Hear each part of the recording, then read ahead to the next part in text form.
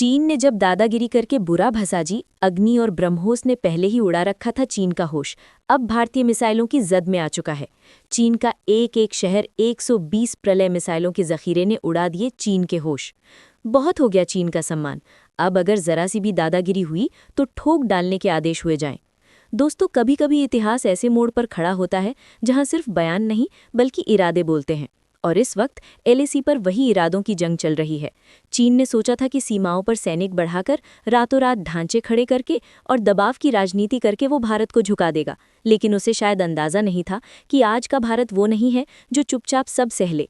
आज का भारत जवाब देता है, और ऐसा जवाब देता है कि सामने वाले की रगों में सन्नाटा उतर जाए। जब अग्नि और ब्रह्मोस जैसी मिसाइलों ने पहले ही एशिया के नक्शे पर भारत की ताकत की लेखा खींच दी थी, तब भी चीन ने सबक नहीं लिया। उसे लगा कि ये सिर्फ प्रदर्शन है, लेकिन अब हालात बदल चुके हैं। अब मैदान में उतर चुकी है प्रलय मिसाइल। इसका नाम ही काफ़ी है दुश्मन को डराने के लिए। ये कोई साधारण हथियार नहीं बल्कि रणनीतिक संदेश है। और जैसे ही ये संदेश बीजिंग तक पहुंचा, वहां के गलियारों में बेचैनी बढ़ गई, क्योंकि अब बात सिर्फ सीमा की नहीं रही। बात पहुंच गई है ऐसी जगह जो चीन के एक एक महत्वपूर्ण ठिकाने को अपनी जद में ले सकती है। हाल ही में कमांडर्स कॉन्फ्रेंस में रक्षा मंत्री राजनाथ सिंह ने साफ शब्दों में संकेत दे दिया कि एलएसी पर निगरानी और तैयारी दोनों को कई गुना बढ़ा दिया जाए। कारण साफ था, चीन ने फिर से सैनिकों की तैनाती बढ़ाई, इंफ्रास्ट्रक्चर खड़ा किया और माहौल को तनावपूर्ण बनाने की कोशिश की। लेकिन इस बार भारत ने सिर्फ सैनिक नहीं बढ़ाए, बल्कि अपने रॉकेट फोर्स को सक्रिय कर दिया। ये वही कदम था जिसे चीन के रणनीति के लिए खतरा। सूत्रों के अनुसार सीमा के करीब प्रलय मिसाइलों की तैनाती की योजना ने चीन की नींद उड़ा दी है। कहा जा रहा है कि भारत का लक्ष्य एक दो नहीं बल्कि 120 प्रलय मिसाइलों का जखीरा तैयार करना है। सोचिए, जब एक मिसाइल इतनी सटीक और तेज हो कि दुश्मन को प्रतिक्रिया का समय ही न मिले, तो 120 का मतलब क्या होगा? ये सिर्फ संख्या नहीं, ये संदेश है कि अब भारत रक्षात्मक नहीं, आक्रामक रुख रखता है। चीन ने घबराकर अपने बचाव के लिए नए मिसाइल डिफेंस सिस्टम का चन्न परीक्षण शुरू किया है। वो दावा कर रहा है कि उसका सिस्टम जमीन पर मौजूद उसके परमाणु हथियारों को पूरी तरह सुरक्षित रखे। कुछ रिपोर्टों में ये भी कहा गया कि रूस से मिला S-400 जैसे सिस्टम को भी उसने और मजबूत करने की कोशिश की है। लेकिन असली सवाल ये है कि क्या उस सिस्टम में पूरा भरोसा है, या बस अपने लोगों का हौसला बनाए रखने के लिए ऐसा बोल रहा है। प्रलय की खासियत ये है कि ये पारंपरिक बैलिस्टिक मिसाइलों से अलग रास्ता अपनाती है। ये उड़ान के दौरान दिशा बदल सकती है, गति और ऊंचाई में बदलाव कर सकती है और लक्ष्य पर बेहद सटीक प्रहार कर सकती है। यही कारण है कि दुश्मन के रेडार और इंटरसेप्टर्स के लिए इसे पकड़ना आसान नहीं होता। डीआरडीओ के वैज्ञानिकों ने बहुत कम समय में इस क्षमता को विकसित किया है। 2-3 साल के भीतर जिस तेजी से भारत ने अपनी सामरिक मारक शक्ति को बढ़ाया है, उसने चीन की गणनाओं को परेशान कर दिया। चीन की रणनीति हमेशा से संख्या और दबाव बढ़ाने की रही है। लाखों सैनिक, भारी इकाई और सीमा पर आक्रामकता। जब कोई देश बार बार अपनी सुरक्षा का प्रदर्शन करे, तो समझिए कि उसे खतरा महसूस हो रहा है। और ये खतरा किसी बयान से नहीं बल्कि भारत की बढ़ती मिसाइल शक्ति से है। हिंद महासागर में भी चीन की गतिविधियां बढ़ी हैं। उसके जहाज और निगरानी पोत सक्रिय हुए हैं। लेकिन भारत ने भी अब अपनी नौसेना और वायुसेना की ताकत को एक साथ जोड़ दिया है, ताकि दोनों मिलकर एकजुट तरीके से काम कर सकें और दुश्मन को हर मोर्चे पर जवाब दे सकें।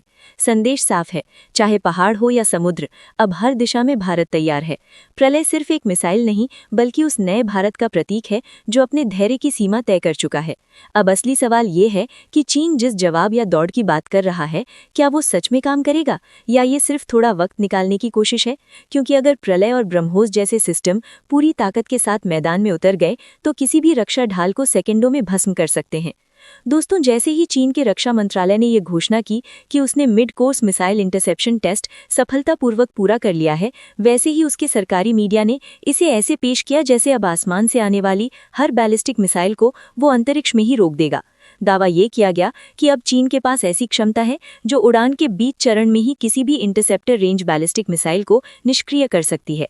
मिड कोर्स इंटरसेप्शन का मतलब होता है कि जब मिसाइल अपने लक्ष्य की ओर अंतरिक्ष जैसे ऊपरी हिस्से में बढ़ रही होती है, तब उसे ट्रैक करके मार गिराया जाए। सिद्धांत के अनुसार ये हिस्सा थोड़ा लंबा होता है, इसलिए उसे रोकने के लिए सामने वाले सिस्टम को थोड़ा ज्यादा समय मिल जाता है। लेकिन असली सवाल यही है कि कागज पर जो बातें अच्छी लगती हैं, क्या वो जमीन पर भी उतनी ही मजबूत साबित होती हैं?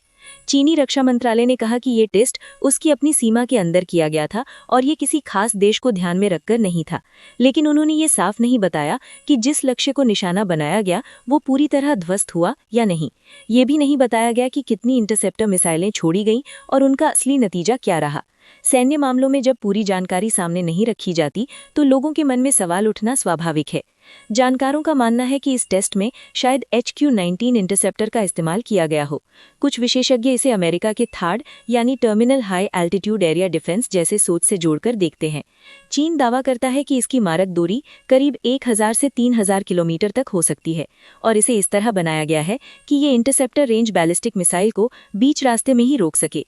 लेकिन ये भी सच है कि चीन पहले भी ऐसे कई टेस्ट कर चुका है और हर बार उसने यही कहा है कि उसका मकसद सिर्फ अपनी रक्षा करना है। अब जरा तस्वीर का दूसरा पहलू देखें। जिस समय चीन अपने रक्षा डिफेंस सिस्टम का प्रदर्शन कर रहा है, उसी समय भारत अपनी मारक क्षमता को चुपचाप नई ऊंचाई पर ले जा चुका है। आज भारत के पास दो ऐसी ताकतें हैं जिन्होंने चीन की पूरी रणनीतिक सोच और हिसाब किताब को बदल कर रख दिया है। एक है समुद्र की गहराई से आने वाली ताकत और दूसरी है पहाड़ों के साए में तैनात रहानिक ताकत। समुद्र की बात करें तो INS एरिहंत से दागी गई सागरिका बैलिस्टिक मिसाइल ने 700 किलोमीटर दूर लक्ष्य को सटीक भेदा था। ये लगभग 1 टन तक का पेलोड ले जाने में सक्षम मानी जाती है। जब किसी देश के पास पानी के नीचे से प्रहार करने की क्षमता हो तो उसका प्रतिरोध कई गुना बढ़ जाता है, क्योंकि दुश्मन को ये पता नहीं चलता कि खतरा किस दिशा से आएगा। दूसरी तरफ जमीन पर प्रलय ने तस्वीर ही बदल दी है। इसकी रेंज करीब 150 से लेकर 500 किलोमीटर तक मानी जाती है और इसकी सबसे बड़ी ताकत है इसका बेहद सटीक निशाना और तेजी से जगह बदलने की क्षमता।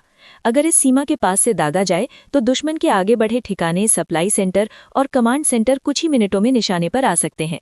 खबरों के मुताबिक 120 से लेकर 150 तक प्रलय मिसाइलें तैनात करने की योजना ने चीन की चिंता बढ़ा दी है।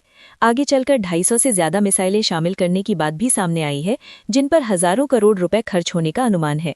ये सिर्फ हथियार खरीदने की बात नहीं, बल्कि लंबे समय के लिए रणनीति बदलने का संकेत है। प्रलय की खास बात यह है कि इसमें अलग अलग परियोजनाओं से मिली तकनीकों को जोड़ा गया है। माना जाता है कि इसमें प्रहार, इसके उन्नत संस्करण और पृथ्वी श्रृंखला से जुड़ी तकनीक का उपयोग शामिल है। ये पारंपरिक वॉरहेड के साथ करीब 500 से लेकर 1000 किलोग्राम तक वजन ले जा सकती है। कम दूरी की ये मिसाइल इसलिए ज्यादा खतरनाक मानी जाती है क्योंकि ये दुश्मन को प्रतिक्रिया देने का बहुत कम समय देती है, यानी आंख झपकते ही उसके आम ठिकाने रास्ते बदल सकते हैं। यही वजह है कि चीन बार बार अपनी रक्षा व्यवस्था को मजबूत दिखाने की कोशिश करता नजर आता है।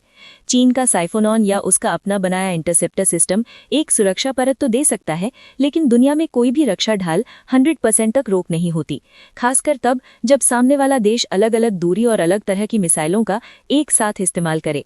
अगर समुद्र से सागरिका, जमीन से प्रलय और दूर गहराई से अग्नि जैसी प्रलया एक ही रणनीति के तहत काम करें तो किसी भी एक अकेले डिफेंस सिस्टम के लिए उन्हें पूरी तरह रोक पाना बहुत मुश्किल हो जाता है।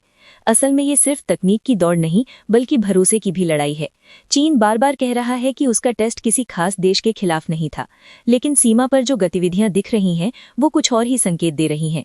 दूसरी तरफ भारत ने भी साफ कर दिया है कि वो सम्मान और शांति की नीति पर कायम है, लेकिन अपनी सुरक्षा के मामले में कोई डील नहीं देगा। अगर भविष्य में हालात बिगड़ते हैं तो जवाब पहले से तैयार है, और वो जवाब तेज, सटीक और असरदार होगा। अब ये मुकाबला सिर्फ बयान देने तक सीमित नहीं रहा। अब हालात ऐसे हैं कि दोनों तरफ तैयारी चल रही है। एक तरफ अपनी ढाल को मजबूत बताकर दिखाया जा रहा है, तो दूसरी तरफ अपनी ताकत को और धार दी जा रही है। आने वाले समय में किसकी रणनीति ज्यादा असरदार साबित होगी, वही आगे का संतुलन तय करेगी। लेकिन इतना तय है कि एशिया में बदलते ताकत के इस दौर में भारत अब सिर्फ किनारे का दर्शक नहीं है, बल्कि खेल की दिशा तय करने वाली अहम ताकत बन चुका है। दोस्तों, आप इस बदलते समीकरण को किस नजर से देखते हैं? अपनी राय जरूर साझा कीजिएगा। धन्यवाद।